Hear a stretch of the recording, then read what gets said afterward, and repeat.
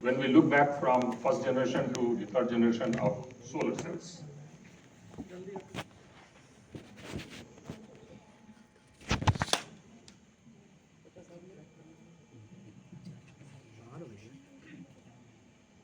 So the flow of the talk shall be something like this, that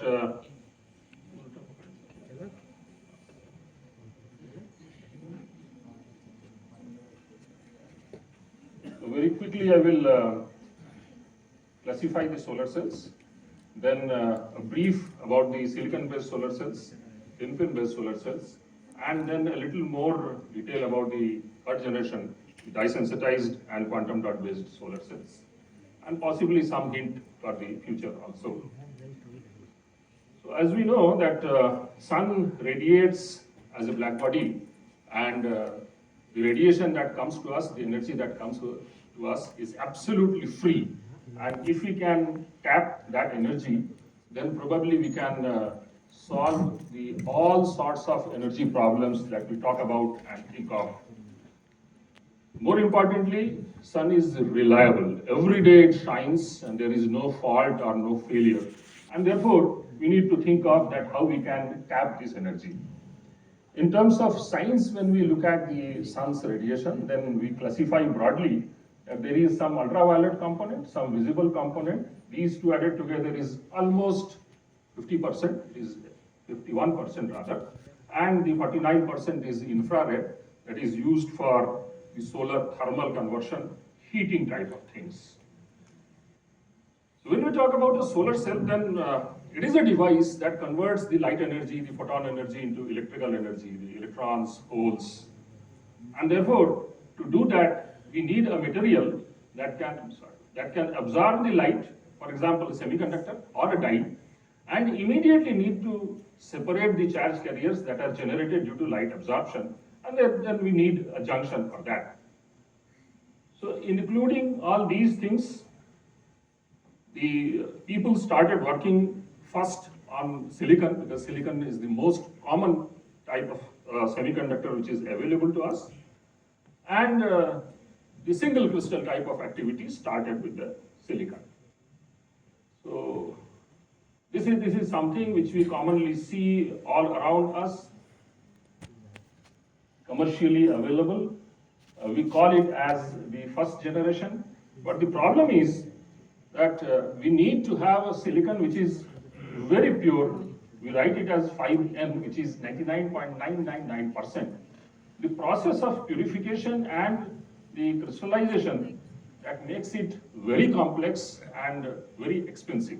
Though the efficiency of these solar cells is pretty high, but the entire process may be indicated in the next slides. Yeah, this is from a slide from Intel.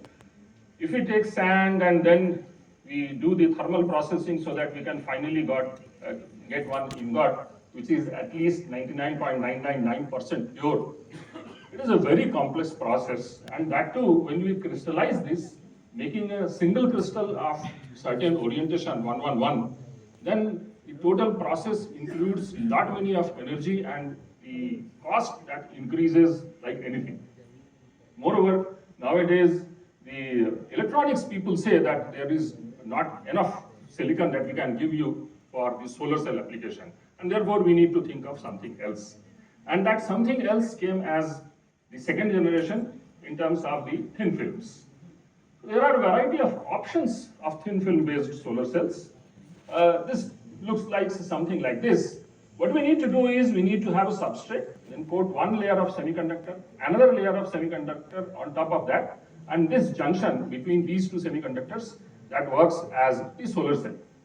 The important factor here is that when we choose the materials for this type of solar cell, we need to think in terms of the band gap of the material, which is absorbing, the absorption coefficient of the material, because we need the light to penetrate up to the junction, and therefore the absorption coefficient of the first layer is very important. It should allow the photons to get into. While getting into, the charge carriers must also be alive, and therefore the lifetime of the charge carriers, that is also very important. And on top of that, the fabrication process, that should be easier and simpler, so that the cost can be reduced. Yes, cost was reduced from the cost of the silicon-based solar cell. But if you look at the complexity, this is the solar spectrum that comes to us. And if we look at in terms of band gap, there are a variety of semiconductors available. So you choose that at whatever band you want your solar cell to absorb, you choose your material. Silicon was absorbing here. The band gap is around 1.1 electron volt. One can go up to cadmium sulfide, zinc oxide, which is around 3.2 electron volt. And there is plenty of options of even tailoring all these, making combinations, binary, ternary, quaternary, and so on and so forth. Make one layer, make another layer, and go on. When we talk in terms of the fabrication process, which is directly related to the cost of the solar cells, then there are again variety of techniques. Initially, it starts with the thermal vacuum type of evaporation. Vacuum evaporation is not that much expensive, but to make ternary or more complex semiconductor deposit on a glass substrate, and that too on layer by layer, as per the stoichiometry that you wish, you need to have very complex systems, and therefore the complexity, maybe there are a few more photographs of different devices. I will quickly cross through.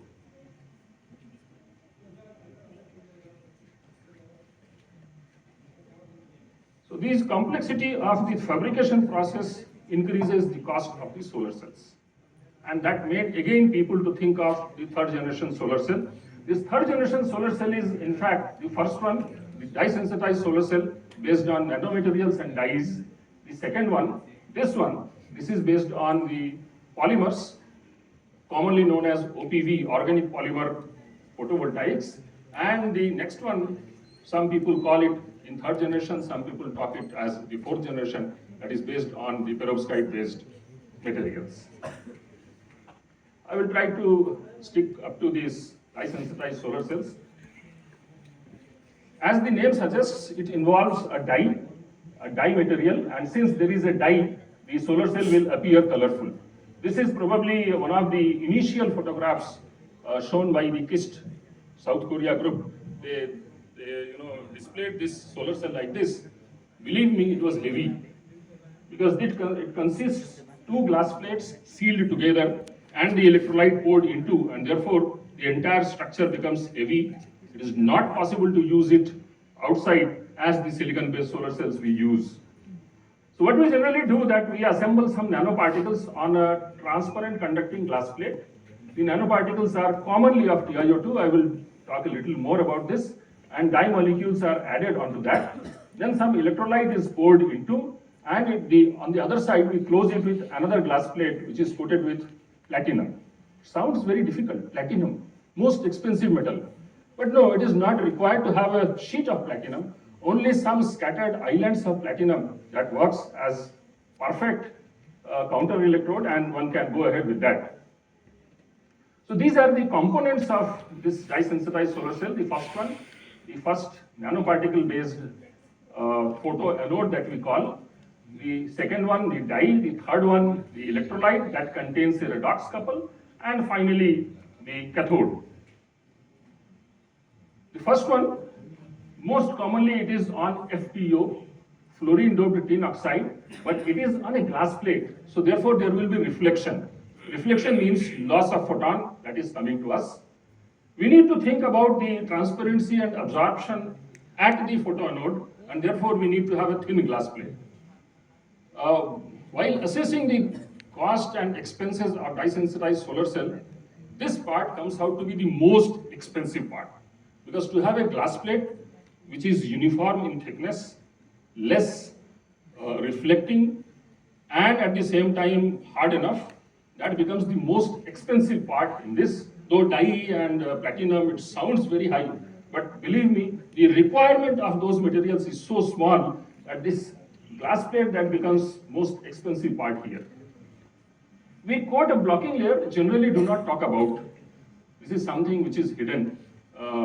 खास करके जो students पहली बार research paper पढ़ते हैं उनके लिए बड़ा दिक्कत होता है क्योंकि सारी बातें छिपा दी जाती हैं, बताई नहीं जाती हैं, आप खोजते रहो कहाँ से ये प्रॉब्लम आ रहा है. So there is some blocking layer, and that blocking layer comes between the TCO and the nanoclusters. As I already said, mostly it is TiO2 and the other alternative is zinc oxide. It is nanoparticle. You may have different shapes, different structures, your wish. The next part is the dye. It is a molecule, and that molecule that contains a metal somewhere over here, this metal absorbs the photon, gets excited, and that excitement is transferred up to this. What do you mean by excitement transfer? Because if the molecule is absorbing, one electron will jump from the lower orbit, what we call as HOMO, highest occupied molecular orbit, to the lowest unoccupied molecular orbit, and it needs to be transferred to the semiconductor electrode. Therefore, there must be some molecular connection. And if the molecular connection, this chain is smaller, the process will be faster. If the chain is longer, it will take more time, and therefore there is loss of photon again. And therefore, one can devise different types of dye molecules designed with the help of chemists. How small, how big it will be, how fast it can be had. At the same time, our requirement will be that how wider is the absorption band in the visible region. All these added together with the third small part that it should get nicely attached so that the conduction band level of TiO2 that remains slightly lower than the LUMO level of the dye, you can use that dye. Yeah, maybe two more minutes. Possible. So there is an option that one can choose natural dyes because ruthenium-based dye, they are very expensive, very expensive. So one can think of different variety of natural dyes. We tried with beans, peel of संतरे का जो छिलका होता है, orange दिखाई देता है वो, common grass, more interestingly, chai is black. So it should absorb a wider range in the visible part. This is pomegranate juice, this is orange juice, and many more, many more. So variety of things can be tried, starting from the flower to fruits. You think of, look at the nature, it is colorful. And the entire process of energy generation in nature is through the absorption of photons. And therefore one can choose variety of extraction process, take out the dye from the nature, use that directly in the solar cell. Redox couple I will skip. This will be more chemistry. On the other part, on the counter electrode side, as I said, it is mostly platinum, but there are other alternatives also. One can try with the most fashionable material like graphene and that other classifications. The electrolyte has a wider option. The commercially available solar cell or the most researched solar cell, they use liquid electrolyte that contains some ionic liquid, which is again very expensive. And therefore, with the training of polymers and polymer electrolytes, we started using polymer electrolyte in this part. And though the efficiency with polymer electrolyte that drops down, but the stability is highly enhanced. You can prepare and throw inside the lab, it will remain as such for years and years. I will skip all these, and before I close, I will quickly show that if we replace the dye, the natural or commercial or synthetic dye with quantum dots, things may become more interesting or more attractive because the lifetime of these, the stability of these molecules, because they are semiconducting. This is cadmium sulfide in the daylight, as you can see, but when placed in ultraviolet, you can see that the color changes. So other options can also be tried. This is with carbon quantum dot, and in daylight and in ultraviolet it is emitting in blue, and you may have different options so that it can absorb this blue, generate more electrons, and the process will be more enhanced and finer. This is with cadmium selenide, and I will skip all these. Yeah. So while concluding, I will say that yes, silicon-based solar cell, they dominate the market. The current available solar cell with variety of concentrators is around 47.6%, but the cost is too high. The solar panels that we can buy in India, in UP, with the extent of subsidy given by the government, still it costs around 50,000 per kilowatt. It is still expensive. And if we can go for something that we call as third generation, the dye-sensitized, this is the only third generation solar cell that has come into market that can work in diffused light. You need not to go outside. Inside the room also you can use that. In the Banaras गलियों का शहर है, गलियों में अगर आप लगाएंगे तो जो डिफ्यूज लाइट वहां पहुंचता है उससे भी वो सोलर सेल काम करेगा. Yes, the efficiency will be low, but the cost is also very low. You need not to have a very complex process. You can prepare simply anywhere in any table. If you replace the liquid electrolyte with polymers, the stability of the system that increases like anything. Perovskites, they really stand tall. But only last week there is one news in PV magazine that some company has come forward to make it commercially available. I personally doubt about the stability. As of now, the stability is still a very big challenge for the perovskite solar cells. And the options are open for new researchers, they can take it